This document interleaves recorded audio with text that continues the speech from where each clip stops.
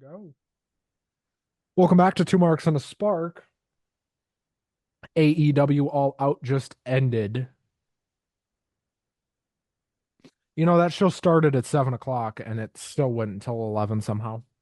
Right, And it had like far less matches than usual. There was still 12 matches total. Four of them were on the pre-show, eight of them on the main card. right. I ignored the pre-show this time around. I have figured that I assumed that we were going to be in for our standard 4 hour AEW show. And I figured that's going to be more than enough. Yep, that was my thinking as well. Um, Russ, I want your opinion on something. Yes, Did your feed have a lot of issues tonight? Because my Fight TV feed definitely did. but yes, they did. I had a lot of glitches where it would uh it would back up, say 5, 10 seconds every now and then. A lot of little glitches and jumps in the feed, quite a lot. I had two of those, and I also had the audio cut out several times. And it wasn't like when WWE cuts the audio because the crowd is saying "fuck you." Right. It was like just a random, and it was for like 5 seconds. Technical issues, it sounds like. Yeah, and I don't know why that is. Uh, um, A lot of the times when there's glitches like that, I just assume it has a lot to do with living in a rural area in no, Iowa. The fact that, that no, high, people were talking about it on Twitter. It was very widespread. yeah, I I couldn't I couldn't understand what was going on. Because like how many years have they been doing pay-per-views now? Now, I think part of the that few problem decades. I think the problem was Chicago and that building has always had I don't know if you've noticed this, but every time they go to that building they have some kind of fucking problem. No, I haven't noticed that, but I will keep that in mind. Every time they go to the Now Arena, something inevitably technically just goes wrong. Like one time they were there and a whole row of lights just went out. I Yep, think you remember that. You yeah, probably I think that was All Out 2021 because that's when Punk had his first match and a whole row of lights just I do. uh First match there, yeah.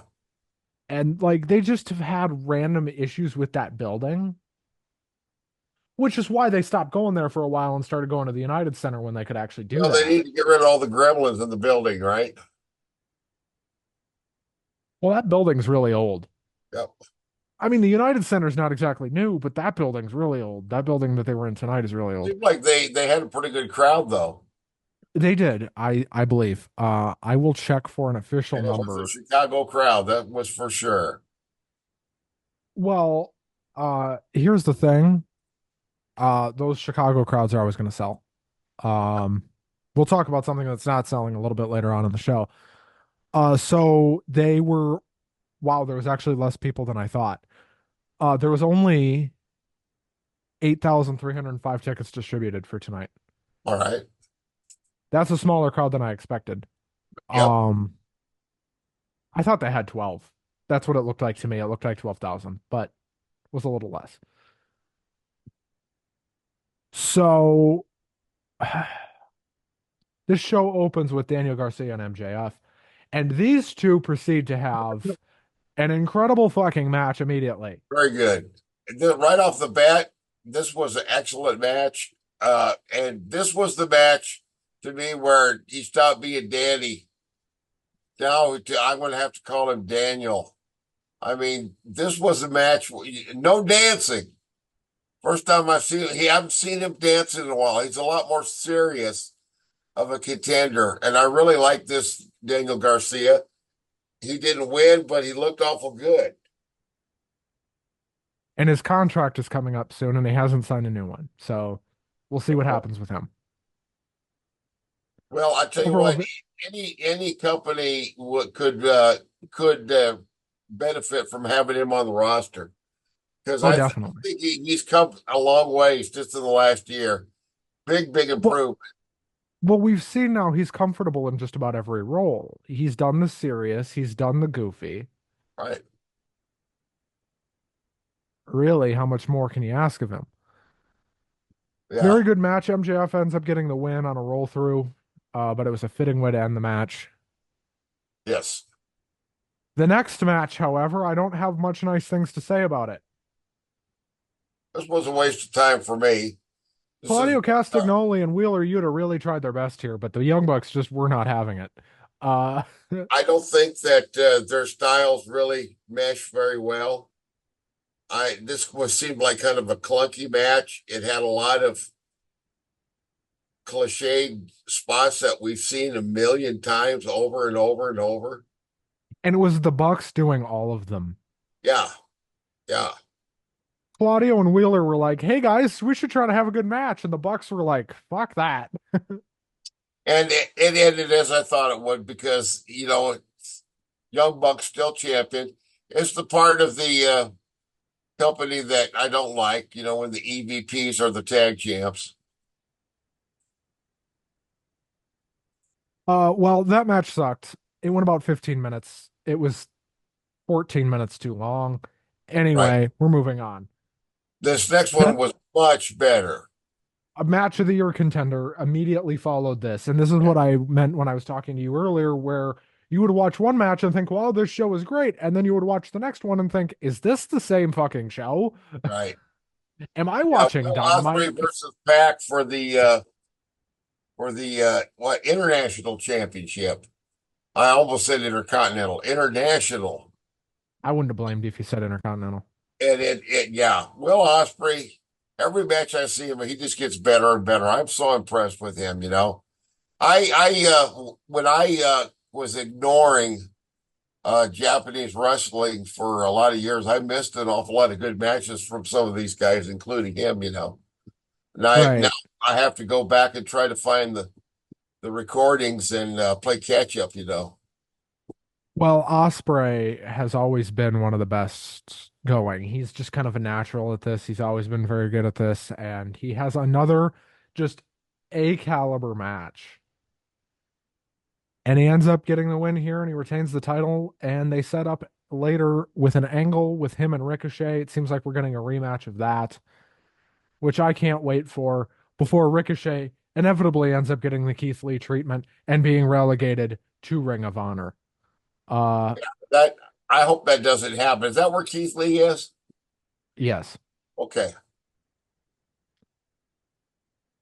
Uh, and unfortunately, that's where he is because he should be on AEW in the main event scene, but he's not. So, and then we have another absolute stinker to follow.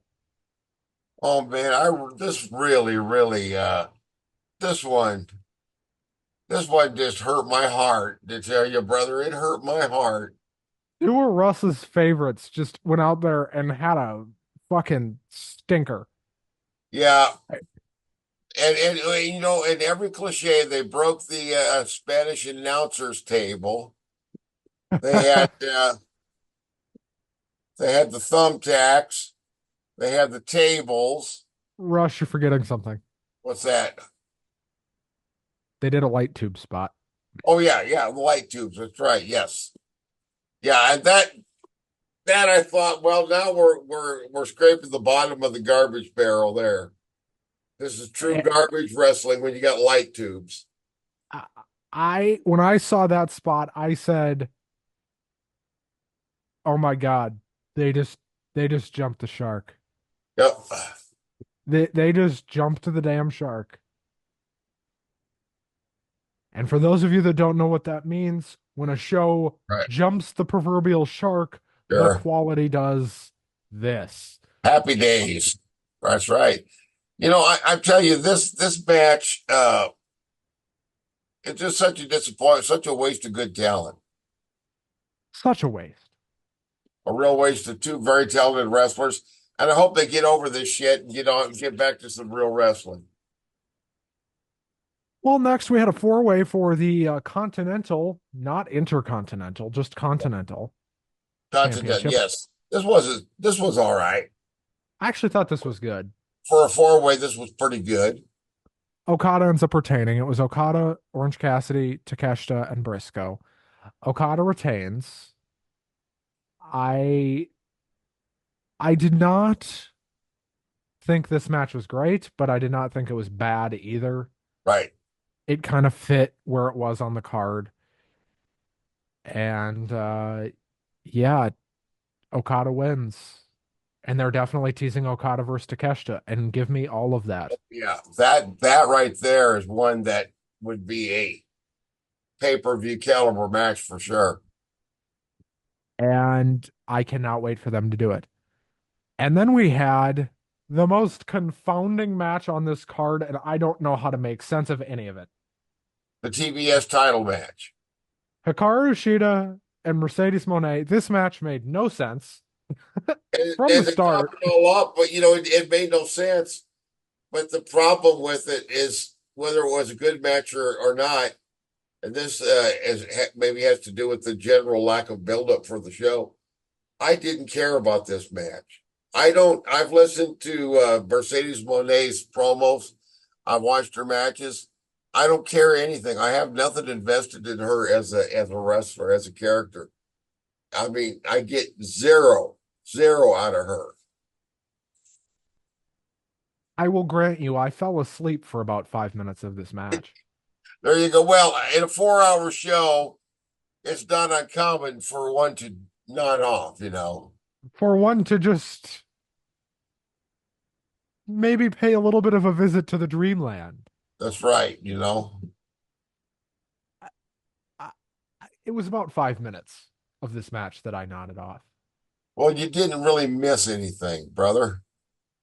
Mercedes won, Yes, we knew it was going to happen. and that was it. Yeah, and it wasn't a very long match. No, it was about 16 minutes. Oh well, longer than it needed to be then. And then we had another match that just made no goddamn sense, but actually ended up being good, Yeah, was Jack Perry and Bryan Danielson. that's right. When you got the American Dragon versus the Jungle Boy.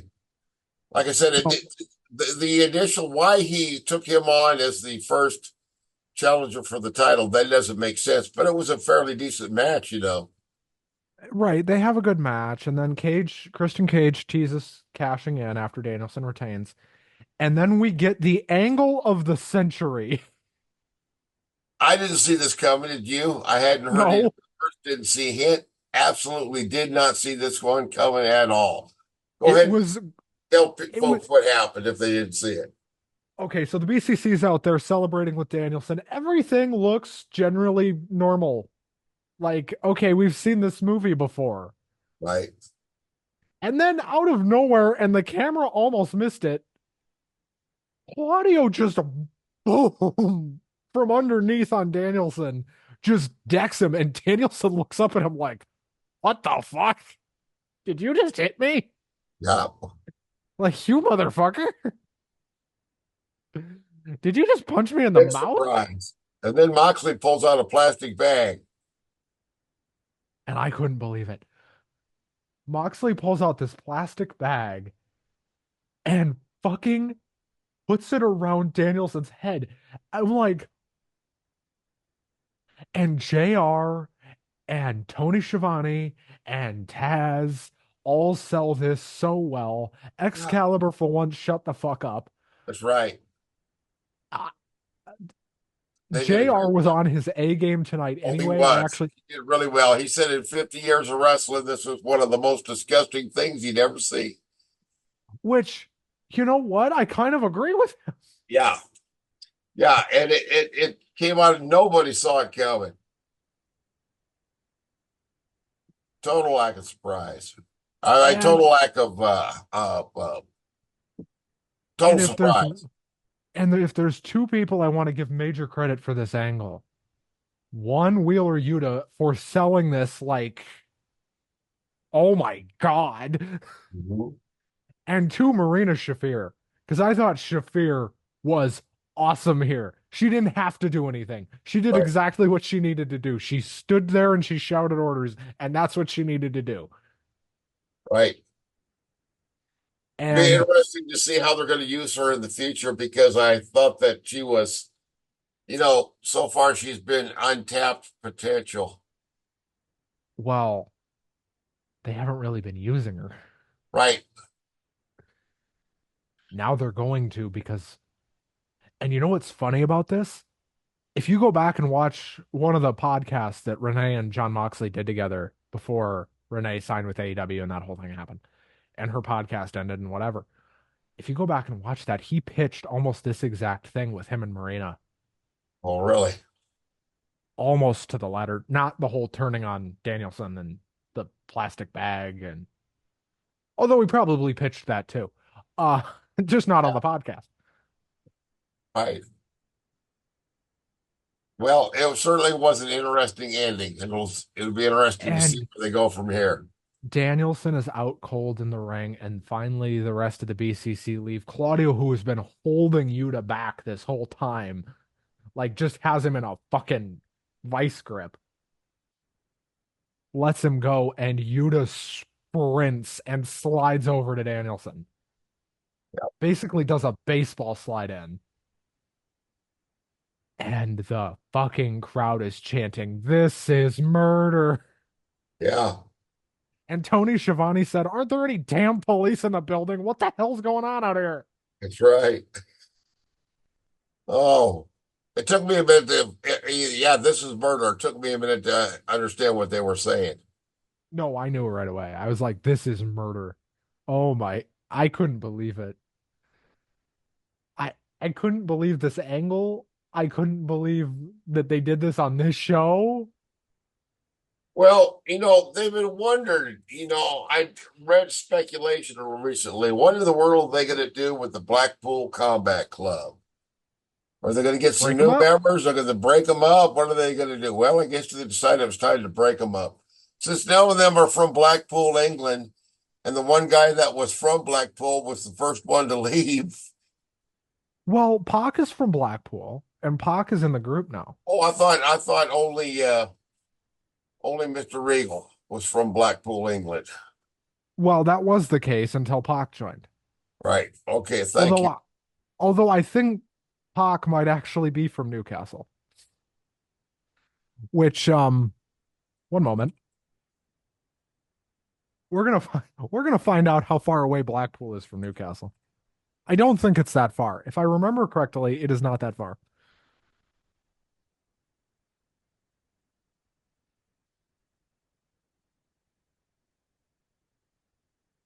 I lied. It is 2.5 hours. Oh, okay. So close enough, right? So anyway, this whole thing was great. And then we had the main event. That was also great. This was very interesting. Better than I expected it to be. Hangman's best match in years. We had what they called it, the unsanctioned lights out steel cage match. And it was a little bit violent. A little We had staples. We had furniture. barbed wire, We had barbed wire. a We had cage. blood. We had all kinds of mayhem going on there. I And I some couldn't. really, really nasty, nasty, mean trash talk. I mean, real Oh, personal. oh, Like oh, like Russ, fuck you your mama and forgot. dig up your dead mama and fuck her too. I mean, it was bad. I like. Oh, we forgot the main thing they had, Russ. A hypodermic needle. Oh yeah. Well, when I saw that, I thought that's too far, man. If I want to see that shit, I'll watch CZW or Game Changer Wrestling or something like that where They don't even do that on CZW. well, they used to, but yeah, that's really, really that's really sick, isn't it, man? I couldn't believe it. And this match ends on a knockout. A knockout after the needle to the mouth right in here. which the pain from that alone is Oh probably yeah, enough to fucking right. incapacitate you. Now, the idea of getting a needle stuck through my cheek, I would rather take something like that than get punched in the face because needles have never bothered me very much at all. I used to donate blood all the time, and I actually kind of enjoyed having a needle in my arm. But Needles do bother me. but I think it would be a whole lot more painful to get punched in the nose. Or as what happened here, cracked over the head about as hard as Hangman could with a goddamn steel chair. Oh man, exactly. And that causes the knockout. And at first, I thought it was a DQ. I thought Turner called a DQ, and I was like, wait, did they just redo the Fiend Seth Rollins angle from Hell in a Cell 2019? Hang on. No, no, no, don't do that. Yep, But no, no, thankfully, it was just they called a knockout. And you don't see right. that finish very much. And heel Hangman is definitely better than babyface Hangman. I will say that. Definitely, definitely. Uh, Russ, what did you think of this show overall? I gave it a B. I would give it maybe a B minus. Yeah, I would agree. I think it's It in that B minus B territory. I didn't expect it to be as good as I thought it was because, like I said, there was not much build up to it, kind of a lack of build up, and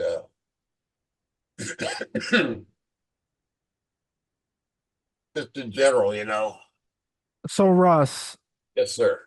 are you more or less interested in what's going on in AEW television after this show? More, Me too. yeah. So So for that that's reason, I think it did good its thing, job in that way. right? I don't know when the next pay-per-view is. Hold on. Uh, WWE has one the last Saturday of this. Wait, no. Oh wait, that's coming up. That's October 2nd. October 5th. That's Bad Blood. That's Bad Blood. Is there anything else this month? I do not believe so. I think it's a normal month for the rest of the month. First Saturday Uh, in October we is when we have the return of Bad Blood. This will be Bad Blood number three. yeah, If I remember right. I think it's four, maybe five. Okay, I don't know. number four. All right. Anyway, it's we haven't had a Bad Blood in a long time. And then AEW's next pay-per-view is Wrestle Dream. Russell Dream. Interesting name. And in an even more interesting venue, Where's that at? they are doing the Tacoma Dome in Tacoma, Washington, Really? which is kind of a stadium. Yeah. Not really. Like, so the seating is weird. The seating is very, like, I'm looking at a picture of it. The seating is very sloped. But I think it's interesting they're doing a show in Tacoma because that's where Danielson is from. Right. Exactly. Well, So we'll see how that goes. yeah. What did you, Well, he is he's gonna have to find him some new friends, I guess. Russ, I would be remiss if I didn't ask you, what did you think of the last SmackDown on Fox? I wasn't able to see it. And It was impossible due to circumstances beyond my control. I wasn't able to see it yet. I'll have to wait until when Hulu replays it. well, it should be on Hulu right now. If it's not, then Hulu's just having one of their many issues. I have not seen it either, but I heard it was a bit of a up and down show. But Oh, what? a bit of an up and down show, but that is such an awkward situation for everybody. That last show on a network when the show's not ending, but it's going to a totally different network that has nothing to do with the network it's leaving. That is such an awkward situation because it's like, hey, we need to do this show and you guys need to broadcast it. We Well, don't like each other anymore. that's right. We're breaking up. It's like a marriage that is ending. it is this awkward middle ground of like The most outrageous example of that was the brief period of time when ECW had a TV deal with TNA. Uh, TNT. yeah, excuse me, TNT. No, it That was that a was it was the Nashville network, TNN, TNN. That's what it was. and that became an openly hostile relationship. You know, very Quickly. very quickly. Yeah, when you got Joel Gertner coming out there on TNN and saying ECW on TNN, where our corporate slogan is "We fuck pigs." I mean, I I that's need to not gonna. find a clip of that. I've never seen that. Yeah, you might be able to find it. Of course, Oh it got God. bleeped, but still, that's you talk about your boss that way, they're not gonna like it. Imagine if we did a promo like that for Lock 22. We'd be out the door Yeah, quicker than there you some go. people would argue we already should be. Anyway, Russ, overall, I thought this week in wrestling was pretty fun. Yes, it was. I And I enjoy it. think I And think you it's know what else? I don't know if you've seen any of the programming AEW did last night. I skimmed through it, I but did I not. did see one highlight. I don't know how many years they've been there, but for the very first time, the Outrunners won a match. What? They actually won a match. And boy, you talk about a post-match celebration. They were damn near climbing the walls. They were so excited. I mean, you would have thought it was the greatest victory. Yeah, they had a couple of jobber guys that were way smaller than them. So I thought they're going to do like WCW did years ago with the Mulkey brothers. They were a jobber team, but the crowd started to like them, so they let them win. And yep, Turbo Floyd and Magnum Truth won a match. Turbo Floyd. Is Turbo Floyd the greatest name in the history of wrestling? It's got to be. It's totally unique. I'll guarantee you that. It is definitely the most unique name in wrestling. Yes. So Russ, we Yes, got a sir. lot going on next month actually in October. Yes, there Uh, is. there's actually a lot going on. So we have both an AEW and a WWE pay-per-view. That's pretty normal.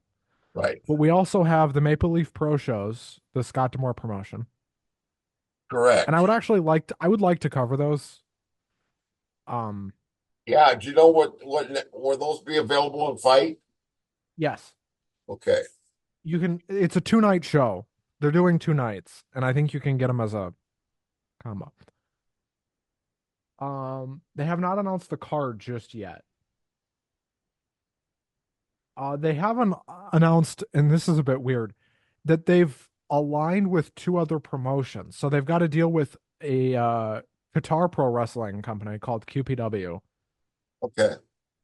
and also Melbourne Pro. So they're kind of starting to build a little bit of a pipeline, All right. which is really smart. And look, Scott Demore is undoubtedly one of the smartest people in wrestling in terms of business acumen. He is I very agree. smart and he's independently wealthy. So it's not like he needs the money. Yep. He did an interview with Chris Van Vliet and openly admitted, "Look, guys, I don't need the money." He's like, "I don't need the money." And Chris asked him like, "Why do you keep doing this?" And he's like, "I don't know. I think I'm crazy, but he's like, Well, also in the news this week, and I don't know all the details, Kevin Kelly reportedly "Oh has God, retained the services of Stephen P. New and is this suing AEW him and the Tate twins." and Ian Riccaboni also. Oh geez. Can- okay, so I read this. I, Okay, I read about it and I don't know. I don't understand I what read what I I, could find. I don't understand where the valid where you get a valid lawsuit out of it. You don't because okay, and I'm not a lawyer, and you're not a lawyer. Right. We're a couple of dipshits on the internet. I want to preface everything I'm about to say with that. Correct. But I have friends who are lawyers, and they looked at this and said, this is wildly just not a lawsuit. Yeah. So here's what happened. Kevin Kelly and the Tate twins, who are a former jobber tag team, they were the boys that ran around with Dalton Castle, or two of them anyway. Correct. I remember them. Those are the two guys joining the lawsuit. Correct. For discrimination, defamation, and among other things. Defamation of character. You mean? Yes, All right. defamation of character. And so Kevin Kelly is accusing Ian Riccaboni of that because of what Ian Riccaboni said about Kevin Kelly aligning himself with QAnon or some dumb shit that just doesn't matter. But if they're friends, why don't they just talk it out and say, "Hey, why They're sit?" not friends. They were never friends. That's too bad. They're two of the best announcers in the business. It's too bad they don't get along. And it's too bad Kevin Kelly's clearly a fucking idiot Maybe, because maybe he feels like Ian Riccaboni took his spot or something, or that he wasn't being used enough. one that I mean, when he did in his brief tenure there in AEW, he wasn't used very prominently. Maybe he didn't like that. one that has stood out to me here, and this lawsuit feels frivolous anyway. But that but I want to play counterpoint here. This lawsuit's frivolous. Let's just get that out of their way. Like this is baseless in every way. Unless there's something we don't know, unless something yet to be revealed, it sure seems that way. And I want to play counterpoint with that because AEW has requested that this remain a sealed case, aka not open to the public. Now that's not unusual for companies to do, by the way. No, yeah, that's right. When a company is sued, generally they will request that it remain sealed. Sure. You just don't hear about it because it's usually not in your sphere. So, like, if Walmart gets sued and they request a case to be sealed, you're probably not going to hear about it because guess what? You don't follow retail law. But if you follow wrestling the way we do, and you hear, oh, they've requested for it to be sealed, some people that don't know might think, well, that's weird. No, it's really not. That's kind of par for the course. This is what businesses do. Hmm. Uh, do I think it will stay sealed? I don't think it will go far enough to the point where it's going to matter. I think this is going to get thrown out by the judge Yeah, I in 10 minutes. probably. Like, I'm not saying they're going to, I don't even think it's going to be a ruling necessarily in AEW's favor. I just think the whole thing's going to get tossed out of court. Yeah. I think they're going to say that this is a arbitration matter and it needs to go to arbitration. And at that point, that's where it gets interesting because will AEW pay out? Well, they can afford to, but whether they should or not is a whole different matter. But I don't know. Right. Because here's the thing. Say what you want about Tony Khan, but he hasn't been sued a whole lot. But they do have a very good lawyer. Mega Parak or whatever her name is. Uh-huh. Her law record's pretty sterling. So, in terms of business law. So, she's really good. And if that's the case, then But we'll see what happens. I hope we haven't seen the last of Kevin Kelly in wrestling, though, because we have. he was a good commentator, but he might be done. He's done. Think he's just kind of blown his legacy. I think Kevin Kelly has a lot of talent, but I think Kevin Kelly has the same problem a lot of people with a lot of talent have, and that's that they don't know when to close their goddamn mouths. Yeah. I have that problem. I don't even have a lot of talent, and I don't know when to close my damn mouth. Oh, yeah. I know what you mean. I can relate to that.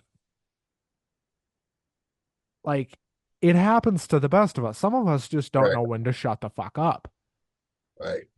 Me and you have that problem. That's why they've put us on this show because they're like, well, these two can't shut up, so just throw them in there, I guess. Well, the And other call, big, other unbelievable news, unprecedented news is that apparently Hulk Hogan told some more lies this week. oh Oh, my God. oh yeah. Can you believe it? Did you hear what Hogan said about the Benoit thing? No, but it's probably something completely asinine. Oh my God. So I don't have the direct quote in front of me, but he essentially said, hey, if the wrestling fans can forgive Chris Benoit for what he did, No, they haven't. Who's forgiving him? not me. It wasn't Who- me. I mean, shit. Wasn't I don't, me. I don't forgive stuff like that, you know. Then, because I think they asked him about like endorsing a candidate for the election or something, Right. something dumb. Well, Because you he did know, and that whole also line season. he is marketing his all American beer. And I asked somebody online, a friend of mine who had tried it, you know, because you can't find it around there. I said, well, what the hell does it taste like? He says, well, it Piss. tastes like Pabst Blue Ribbon. And I said, well, shit, I'll just drink Pabst Blue Ribbon then. I like cheap beer, but I'm not going to buy Hulk Hogan cheap beer just to have his Yeah. name on the can. Big deal.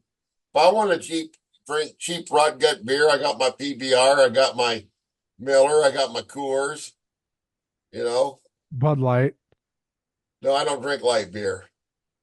Oh, Although when the controversy over the transgender person was going strong about a year ago, oh God. I thought the whole thing was so stupid that I actually considered switching to Bud Light just to piss off people, just to make them mad. And you only had to do And it for they'd like say, "Why in the four world are you weeks. drinking Bud Light?" And I'd say, "Well, haven't you heard, brother? I'm turning gay. That's what Bud Light does to you, don't you know? Let's have another Bud Light."